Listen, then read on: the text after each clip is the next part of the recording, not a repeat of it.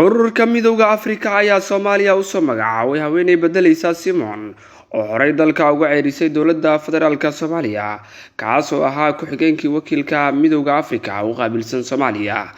Guddiga midowga Afrika ayaa Mrs Fiona Lawton u soo magacaawday inay noqoto ku-xigeenka cusub ee ergeyga gaarka ah midowga Afrika Soomaaliya iyo ku-xigeenka madaxa ergada. Ururka midowga Afrika ayaa shaaciyay in Marwo Fiona ay door muhiim ah ka qaadan doonto marxaladda kala guurka gaar ahaan sidii ay Soomaaliya ula wareegi lahayd amniga. Fiona ayaa muddo sanadaha ka tirsaneyd guddiga midowga Afrika waxayna toos ugu biirtay bishii May ee sanadii 2002 iyadoo qabatay shaqooyin kala duwan.